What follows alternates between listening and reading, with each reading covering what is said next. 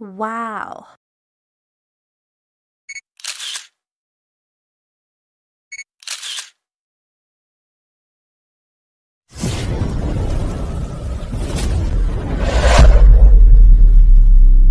Hello guys, for today's vlog, siyempre pumunta tayo sa market at bibili tayo ng malupit na ice cream. Dahil ano nga pala ngayon, it's summer. Kasi papalit muna natin yung laruan kasi nga sira siya, hindi siya lumulobo yung ano niya, yung sipon.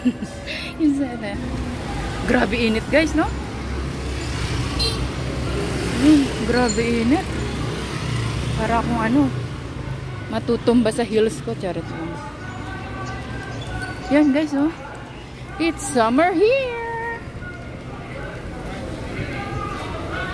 So, doon ako kain sa bahay kasi nagluto ko ng bitter gourd. So, bayla ako ng ice cream. Ayan. Medyo maingay. Kalabasa. Gusto ko mag-ulam yun. Kalabasa.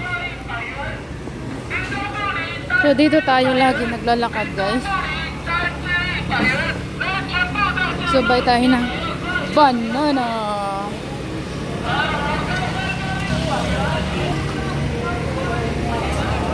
May ibang lahi doon guys. Nagtitinda ng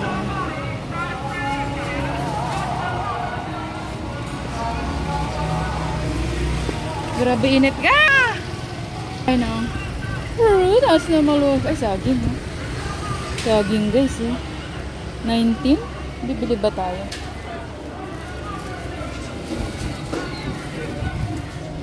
Parang masisira na naman. Masisira naman siya. 19 nga, mura lang pero parang one day lang hinug na siya. O, diba? Nakamura nga pero yung quality madaling mahinog.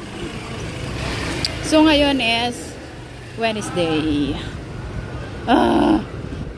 Malayo pang lalakbay natin pag tayo ng groceries.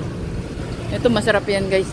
Kaso lang, hindi pa ako naka-experience ng bumili nun. Kasi nga ano, bibili tayo ng saging. Pang malakas na saging. Ano, may sale-sale nga din. 45.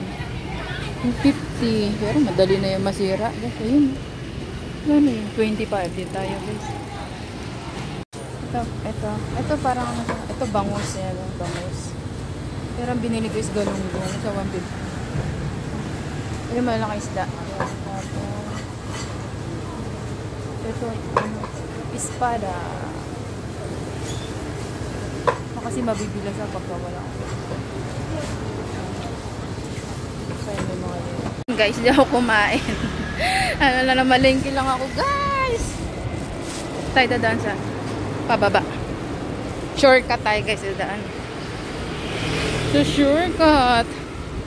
Bibili sana ako na ice cream, guys. Ang ending, marami akong pinamili.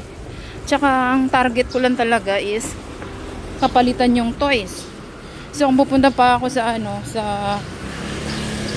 yun? PX Mart ba yun? PX Mart. Ang layo, dala-dala ko pa yung mga isda. So, bumili ako na isda. So, dito tayo sa shortcut. Dada. Oh, grabe init. Ganda ng bahay, guys. Oh. Wow, may underground pa. Oh, grabe, ang ganda. Yun, ang ganda niya, guys. Ay, grabe, ah. Yung gusto kong bahay. Yun, ang ganda, ang taas. So, doon pa tayo sa shortcut. Wala, ang dami kong pinamili. Pinamili, guys. Bit-bit ko lang. Ang aking pinamili. Lingap-lingap. Diyan kami sa likod. Oh, man. Shortcut dito. Wala, hindi ako takot sa init. Kahit gaano kapal, walang masusunog sa atin. Sunog na ako. My skin. Tayo dadaan. Yun. Yan guys. Hala, mahalag. Shortcut tayo dyan. Dito pwede naman dito mag-short. God. Tawak ng payong kasi nga. Marami akong bit-bit. Yung daming aso. Dugi-dugi. Biyak. Init guys. Init. Hala, sarado eh. Akala ko sarado. Grrr. Pahinga muna tayo. Sabi kong bibilangan ko din ang kabin niya kasi ang dami kong bit-bit guys. Ito guys. Parang bit-bit ko, diba? Hindi na nga ako makapagpayong kasi nga napakadami kong bit-bit. Wala akong kariton. Yan. So bumili ako ng isda. Tapos ayan yung ano ba to? Cabbage, then fruits, banana and pineapple. Let's go!